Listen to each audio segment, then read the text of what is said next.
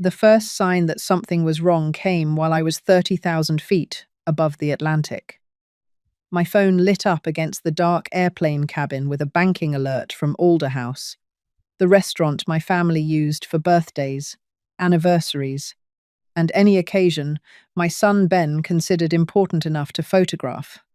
A private dining deposit had been placed on my card. 12 guests. Then my granddaughter Nora sent a message. "Grandma, Dad says you're paying for Saturday. Why didn't they save you a seat?" For a moment I simply stared at the screen. Alan's travel journal rested in the empty seat beside me, its worn brown cover tucked beneath the edge of an airline blanket. This trip to Dublin had been meant for the two of us. Our 50th anniversary. Until Nora's message arrived, I had allowed myself one small, foolish hope. Perhaps Ben and my daughter Amy were arranging a surprise dinner for when I returned. It would have been late, but I had learned to accept love from my children whenever they found time to offer it. I typed one question. "Who's going?" Nora answered in pieces. Ben and his wife, Amy and her husband, all 3 grandchildren, Ben's in-laws, 2 of his friends, 12 people. Everyone except me. I did not call my son. I did not ask my daughter for an explanation. The cabin hummed around me, while passengers slept beneath thin blue blankets, unaware that my family had just shown me exactly where I stood. I opened my banking app. My thumb hovered over the screen only once. Then I pressed lock card. Afterward, I opened a message to Ben. "Why did you use my card?" I stared at the words and erased them. I opened another message to Amy. "Do you have any idea how it feels to find out 12 people were invited to a family dinner and your mother was not one of them?" I deleted that one too. It was not because I had nothing to say. I had too much to say, and I knew my children well enough to understand what would happen if I sent those messages. Ben would explain before he answered. Amy would soften the truth until it sounded like a misunderstanding. By the time they were finished, I would be defending my own right to feel hurt. So I waited. The cabin lights had been dimmed to a soft blue. Across the aisle, a man slept with his mouth slightly open beneath a thin blanket. My tea had gone cold on the tray table. Alan's handwriting showed between the pages of his journal, and the empty seat beside me seemed larger than it had an hour earlier. I had paid extra to keep that seat open. It had felt foolish when I booked it. Sitting there, I was grateful for the space. My phone lit up again. Ben. "The restaurant says your card is locked. Can you fix it?" There was no apology. No question about whether I had known. Only a request to make the problem disappear. I typed one sentence. I did not approve the reservation. "Please provide your own payment method." His reply came almost immediately.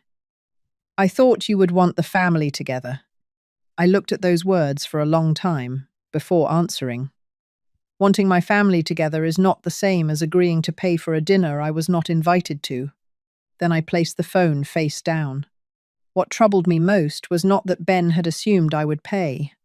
It was that someone had told the restaurant I had agreed. That question stayed with me as the plane carried me farther from home. Who had spoken for me? I had spent 32 years working in payroll and employee benefits for our public school district. My job was not glamorous, but it taught me to respect details. A missing decimal mattered, a wrong date mattered, and when an explanation did not match the numbers, I learned not to ignore it. I was 70 years old, not confused. I knew what was in my accounts. Alan and I had never lived extravagantly. We bought practical cars, repaired things before replacing them, and paid off our house before he retired. We kept savings, a modest investment account, and one credit card Ben and Amy could use in a real emergency. At first, that card meant trust. Ben used it once when his furnace failed during a January cold snap. Amy used it when Nora needed an unexpected medical procedure and the hospital wanted payment before discharge. Those were the reasons we kept it open. Families should be able to reach for help when the ground suddenly gives way beneath them. The trouble was that emergencies slowly became conveniences. I noticed it. A charge that took too long to be repaid. A subscription that stayed on the account. A purchase explained after the fact, instead of before it. Each one seemed small enough to excuse. Removing their access would have felt like accusing my own children. And after Alan died 3 years earlier, I was afraid that any hard boundary might cost me more than money. Ben and Amy still called, but the warmth in their voices often arrived attached to a request. Could I pick up the children? Could I cover something until Friday? Could I host because their homes were too crowded? Before leaving for Dublin, I had invited them to a simple supper, nothing fancy. Soup, bread, and Alan's favourite lemon cake. I wanted us to remember him together before what would have been our 50th anniversary. Ben said work was impossible. Amy said coordinating the children would be too difficult. Neither suggested another evening. I boarded the plane, telling myself they were busy. But the dinner at Alder House was not the first time my children had confused my generosity with permission. I should have understood it a year earlier, at Ben's 45th birthday dinner. He called me 2 weeks before and said money was tight. Nothing alarming, he assured me. A slow month at work, and a few bills arriving together. He wanted to take everyone out, but the restaurant his wife had chosen was more expensive than he expected. I can cover dinner, I told him. The relief in his voice was immediate. I arrived early, carrying a framed photograph I had found in Alan's desk.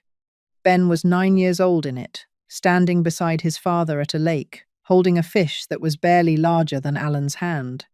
Ben's front teeth were missing, and Alan was looking at him as if that little boy had accomplished something remarkable. I thought Ben might remember the day.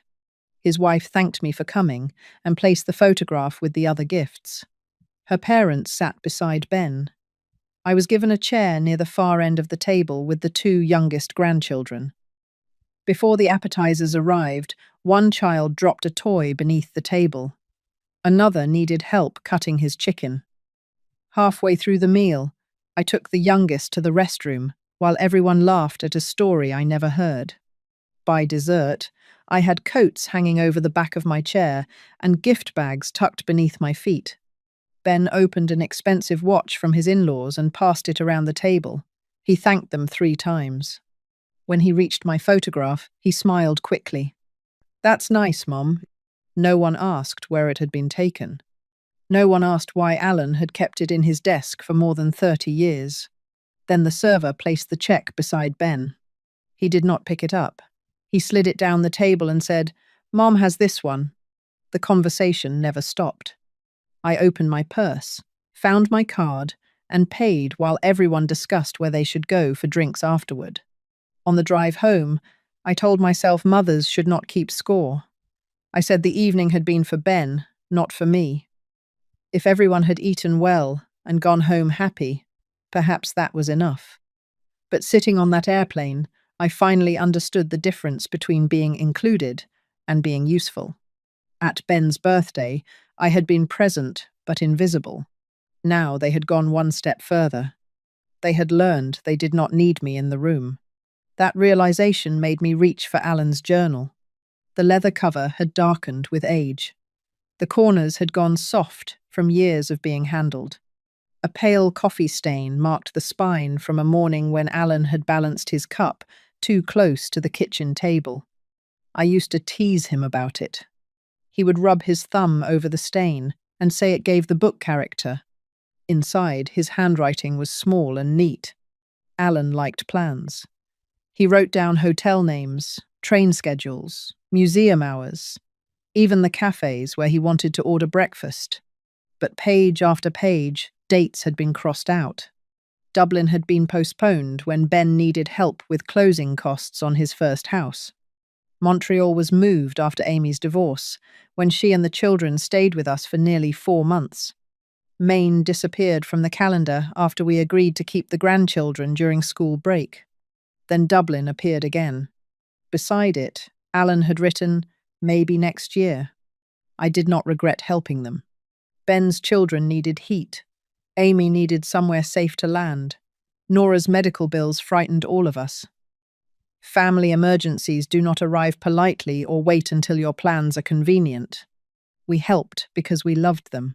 What hurt was realizing that my children remembered receiving the help, but had forgotten what it cost.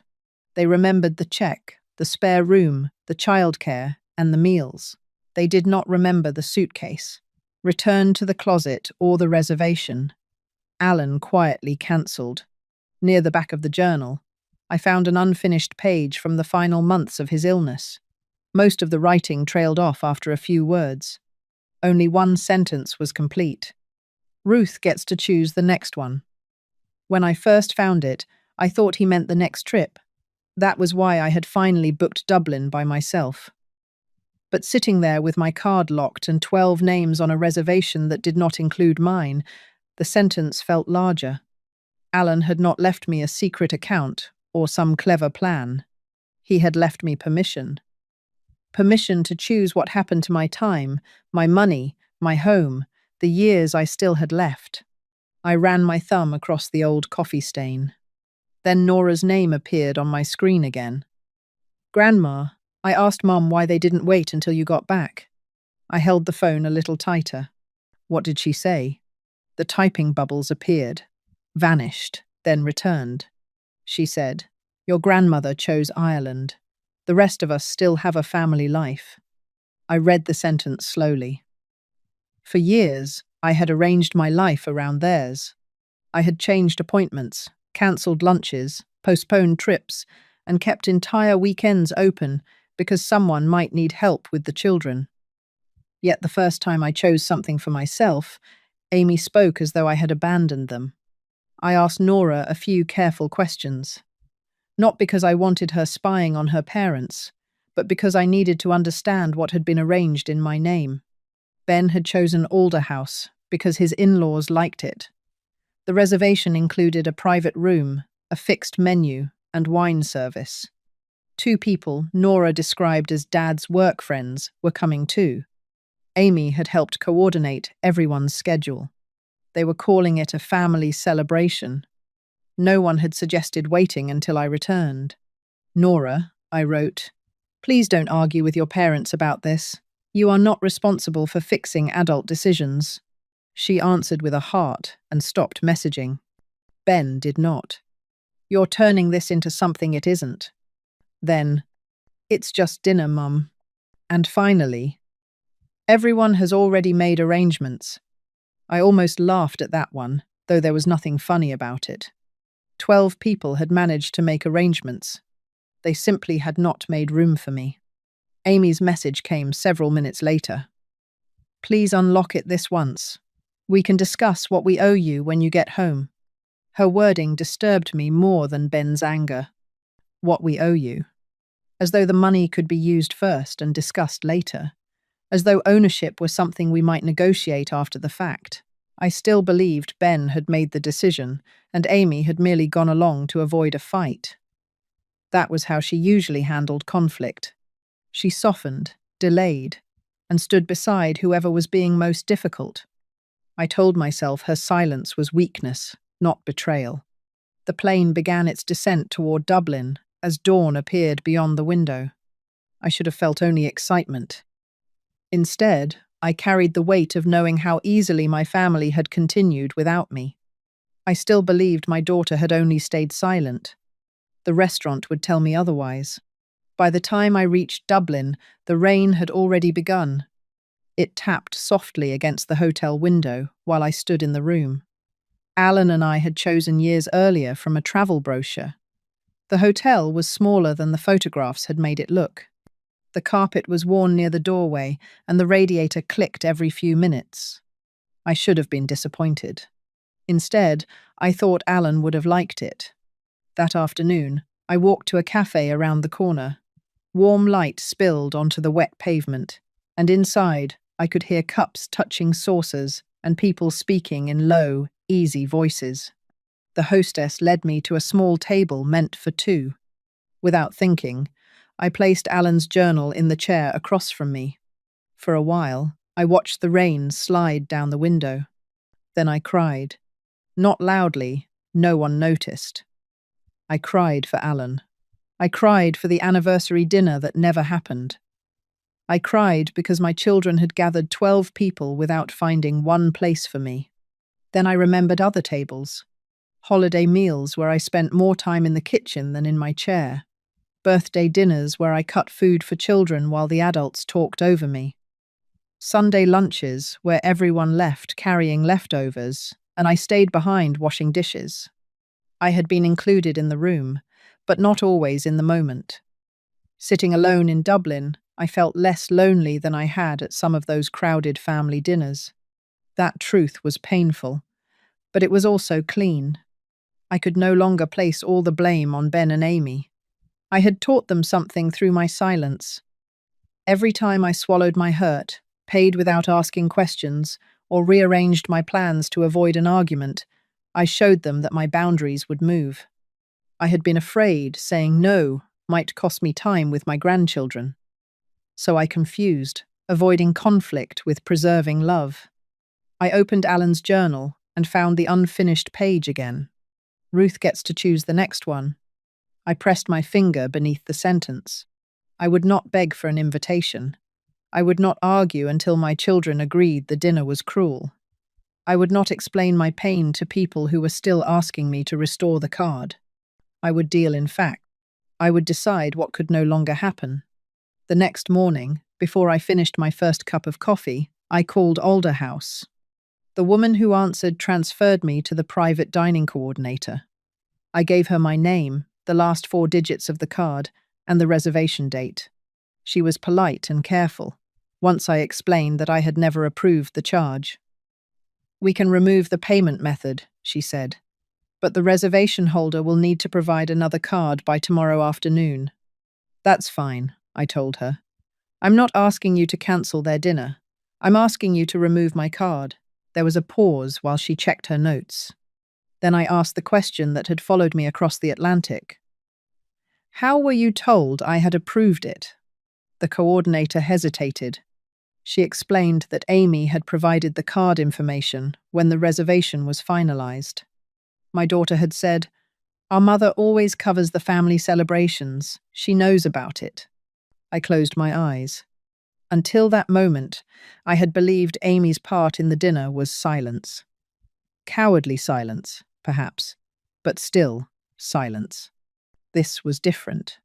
She had taken years of generosity and used them as permission for something I had never been told about. She had not merely failed to defend me. She had spoken for me. "Please contact the reservation holder," I said. "My card is not to be used." After the call, I sat beside the hotel window while rain darkened the glass. I expected to feel angry. Mostly, I felt tired. I opened Alan's journal and touched the coffee stain once more. Then I called the bank. The representative explained that because Ben and Amy were authorized users, I remained responsible for much of what they had charged. I could not simply label every past purchase fraud because I disliked how the card had been used. But I could secure the account. I could remove both users, replace the card numbers, add stronger alerts, and review individual transactions. I listened, took notes, and asked for written confirmation. Then I removed both of my children from the card. The woman asked whether I was certain. "Yes," I said. "I should have done it sooner." I requested a complete transaction history for the previous 18 months. When the call ended, I did not feel triumphant. That card had once been created for heat in winter and medical bills, for the moments when someone you loved needed help before they had time to ask properly. Now I was closing it because the asking had disappeared. The dinner was only the charge that reached me over the Atlantic. The statements would show me what had been happening much closer to home. First, my children had to deal with the dinner. Alderhouse contacted Ben that afternoon and told him another payment method had to be provided by the following day. Otherwise, the private dining package would be changed. At first, he assumed the bank had locked the card because I was traveling. "Just call them and clear it," he wrote. "They probably flagged it because you're overseas." I told him the lock was intentional. His next message came several minutes later. Now everyone thinks I can't afford my own dinner. That sentence told me more than an apology would have. Ben was not ashamed that he had used my card without asking. He was ashamed that his in-laws and friends might discover he needed it. He called twice. I let both calls go to voicemail. In the first message, he said the whole thing had been blown out of proportion. In the second, he reminded me that people had rearranged their schedules. I thought of the dinner I had requested before leaving. The one no one could find time to attend. Ben could not comfortably cover the full private package. The restaurant released the private room, reduced the menu, and asked for a new deposit. The adults divided part of the bill, and Ben placed the rest on his own card. The dinner still happened. That mattered to me. I had not tried to ruin their evening or leave my grandchildren standing outside a restaurant. I had simply refused to pay for a gathering arranged without my knowledge. Amy called after the changes were made. "You've put everyone in a very awkward position," she said. "I did not place anyone there," I answered. "I removed my card from a decision I did not make." She was quiet. Then she said, "We'll talk when you get home." Nora sent me one message after the dinner. "It was weird, Grandma. Nobody wanted to say your name." I told her I loved her and asked about school. I did not ask what they ate, who complained, or whether Ben's in-laws helped with the bill. Nora was my granddaughter, not my witness. Ben and Amy still believed the card would be restored once I returned, and everyone had calmed down. They did not understand that their access had ended. They thought the uncomfortable dinner was the consequence. It was only the first bill they had been required to see. When I returned home, the account history was waiting for me. I printed the statements and spread them across the dining table where Alan and I once sorted bills on Sunday afternoons. Then I worked through them as I had once reviewed payroll reports. Slowly, line by line, without deciding what anything meant until I had the facts. There was no hidden fortune missing, no dramatic shopping spree. What I found was quieter. Ben had charged a home improvement purchase and never made the repayment he promised. A hotel deposit he described as a work emergency had been used for a family weekend. Amy had left subscriptions and delivery fees attached to the card, along with a youth sports charge she had never mentioned. One restaurant credit I had been told to expect never appeared, and at the bottom of the list was Alder House. Some of those expenses began as help I had offered. Some involved repayments that had been forgotten. Others were personal purchases made without asking. Several remained legally my responsibility because I had allowed the access to continue. I could not pretend my own silence had no part in the problem. Still, the pattern was unmistakable. I created a one-page ledger, the transaction, the person responsible, the explanation I had been given. Then I paused over the final column. At first, I wrote authorized. That sounded too much like bank language. It did not capture what had been lost. I crossed it out and wrote, asked first. I went down the page. No, no, no, no, no, no. Different purchases, different excuses, the same answer. The total was not the most important number on the page. My children had stopped seeing permission as necessary. I scheduled a bank appointment. Then I called Margaret Hale, the estate attorney Alan and I had used years earlier. I did not tell Ben or Amy what I had found. Not yet. They still believed we were arguing over one restaurant deposit. Before I met with them, I made sure the issue could not be buried beneath apologies or another promise to repay me later. Over the next 3 weeks, I handled one thing at a time. At the bank, I confirmed that the old cards were closed and both authorized users had been removed. I received new account numbers, added purchase alerts, and cancelled the recurring services I had identified. Some charges could be reviewed. Some could not. The representative was kind but clear. I had left access open. Part of the loss came from a mistake I had made myself. It was not a pleasant truth, but it was an honest one. I sent Ben and Amy separate summaries of the personal charges connected to them. I proposed monthly repayment amounts they could realistically manage. Ben replied that we should discuss it as a family. Amy said, putting things in writing felt cold. I did not argue. Then I met with Margaret. She remembered Alan's habit of reading every page twice before signing. She explained what could be changed immediately, what required new signatures, and what would take time to process. I did not disinherit my children. I removed them as future financial decision-makers and appointed an independent fiduciary. Any educational help I chose to provide for the grandchildren would be paid directly to schools or protected accounts. My home remained entirely under my control. I also reserved the right to revise future gifts and began the process of creating a modest vocational scholarship in Alan's name. That part mattered to me. Alan had spent his life repairing heating systems. He respected people who learned useful work with their hands, and I wanted something of his steadiness to remain after we were both gone. The other boundaries did not require legal documents.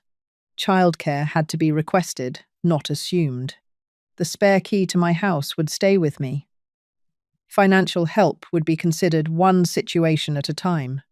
My home would not be discussed, as though I had already left it behind. Ben asked for a meeting 4 times. Amy asked twice. I waited until every account was secure and every document had been properly reviewed. Then I invited them to my kitchen on a Sunday afternoon. They thought I had gone quiet because I was hurt. I had gone quiet because I wanted my answer to remain no, even after the guilt began. Ben arrived, carrying a check. Amy came in behind him with her purse held close beneath her arm. They kept their coats on until I asked them to hang them by the door. I had made coffee. Nothing else. For most of my life, I had softened difficult conversations with food. I baked before apologies.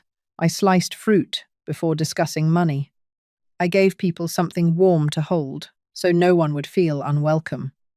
That afternoon, there was only coffee. Ben placed the check in the center of the table. "There," he said, "now we can put this behind us." I looked at the amount. It covered the Alderhouse deposit exactly. I left it untouched. "The card was only supposed to hold the reservation," he said. "I was going to pay you after my commission came through. You told me that after I locked it." He rubbed his jaw. "I didn't think it needed to become a whole family crisis." Amy reached for her coffee. "I honestly thought you'd be happy everyone was getting together." "Then why was I the only member of the family who wasn't invited?" Neither answered immediately. Ben finally said, "You were in Ireland, Mom. I asked both of you to have dinner with me before I left." "That week was impossible," Amy said. "Coordinating everyone was difficult." "You coordinated 12 people for Alderhouse." "That was different," Ben replied. "How?" His mouth tightened. Amy looked down at her cup. Ben pushed the check closer to me. "You're making this about more than it was. It was dinner. We're your children. Why are you treating us like strangers?" "Strangers ask before they use my card." Amy sighed. "I'm sorry you felt excluded." "I did not feel excluded, Amy. I was excluded." The room became quiet. The clock above the refrigerator ticked louder than I remembered. My hands were folded in front of me, but I could feel one thumb pressing against the other beneath the table. Preparing the documents had been easier than looking at my children while I said these things. I loved them. That was what made it difficult. I asked Amy directly. "Did you tell Alderhouse that I approved the card?" She blinked. "I told them you usually paid for family events." "That was not my question." "Ben said he would pay you back." "That was not my question either." Her voice dropped. "Yes, I told them you knew." She looked toward Ben. He did not look surprised. Amy continued quickly. "I didn't think it mattered because he was going to cover it later." Everyone had already agreed to the date, and I didn't want to be the one who stopped the dinner. So you let me carry the cost instead. That isn't what I meant. It is what happened. Ben said my name in a warning tone. I did not raise my voice. I reached for the folder beside my chair and placed it on the table. Ben had brought a check for the only charge that embarrassed him. I had brought a record of the ones that cost me trust. I opened the folder and turned the ledger toward them. Ben looked at the first line. The home improvement charge was for the house, he said. That wasn't some luxury purchase. Amy leaned forward. And those subscriptions were accidental. I forgot they were connected. I let them speak. Ben explained the hotel deposit. Amy defended the sports fee. Each charge came with a reason, and each reason was offered as though it answered the only question that mattered. It did not. I placed my finger on the final column. Read this. Amy looked down. Ben remained still. At the top were 2 words. Asked first. Beside every transaction was the same answer. No. Amy's eyes moved slowly down the page. When she reached the last line, she looked at Ben, but he was staring at the check he had brought. For the first time that afternoon, neither of them had an explanation ready. You brought a check for the only charge that embarrassed you, I said. I made a record of the ones that cost me trust. My voice caught slightly on the final word. I let it. Then I told them what had already changed. Their cards had been cancelled permanently. The account numbers had been replaced. The recurring charges had been stopped. The personal expenses listed in my letters would be repaid according to the schedules I proposed. Any future help would be discussed before money was spent. Neither Ben nor Amy would manage my finances if I became unable to do so. I had appointed an independent fiduciary. Any educational support I chose to provide for the grandchildren would go directly to schools or protected accounts. My home was not a family asset to be discussed, as though I were already gone. Ben looked up sharply at that. We never said anything about your house. You have both referred to it as what you'll inherit. That was a joke. It stopped sounding like one a long time ago. Amy stared at the ledger. Ben pushed his chair back an inch. So now you're punishing the grandchildren because you're angry with us. The grandchildren are the only people in this room whose future I protected without asking anything in return. Amy's face changed then, not dramatically. She simply looked smaller in her chair, as though she finally understood that the dinner had not ended when Ben paid the restaurant. I did not threaten to disinherit them. I did not read legal clauses aloud or tell them they would never receive another dollar. I told them the truth. Access had ended. Help might still exist, but it would no longer be assumed. They had spent years believing my silence meant yes. For the first time, they were sitting across from a mother whose answer could remain no. What happened in the months afterward showed me which part of our relationship each of them had valued most. Ben made the first 3 payments on time. He included no note, only the amount. His calls became less frequent. At first, I told myself he was busy. Then I noticed how many of our old conversations had begun with a problem he wanted me to solve. A bill, a repair, a schedule conflict. Without those reasons to call, silence took their place. I missed him. Setting a boundary does not stop you from loving the person on the other side of it. It only stops love from being used as an open door. Amy sent longer messages. She said she had never meant to hurt me. She said everything had gotten out of hand. For several weeks, every apology came with an explanation attached. Eventually, we met for coffee. She held her cup with both hands and said, I knew you hadn't agreed. I told myself Ben would repay you because I didn't want to be the one who stopped the dinner. It was not a perfect apology. It was the first honest one. I did not invite her back into the old relationship. We met in public places, spoke for an hour, and went home separately. I watched what she did more carefully than I listened to what she promised. Nora continued visiting. I told her she did not have to choose sides. Any educational help I gave her would remain protected and used only for its intended purpose. Around that time, I joined a local widows' travel group. The women asked where I had been, what I loved about Dublin, and where I wanted to go next. Not one of them asked what I could pay for. On Alan's birthday, I invited 3 of those women to dinner. I made roast chicken, green beans, and the lemon cake Alan always requested, even when he pretended he was too full for dessert. While setting the table, I took out 5 plates. Then I stopped. For a moment, I thought of Amy. I loved her, but trust was still being rebuilt. So I returned 1 plate to the cabinet and set 4 places. That evening, the women helped carry the food to the table. One of them cleared the plates without being asked. Another wrapped the remaining cake and insisted I keep the largest piece for breakfast. They asked about Dublin. They listened when I answered. Alan's journal rested on the shelf beside us, open to the words, "Ruth gets to choose the next one." When one of the women asked whether I regretted locking the card, I looked around my smaller table. I regret how long I thought paying was the same as belonging. Have you ever had to stop giving before someone finally learned to ask?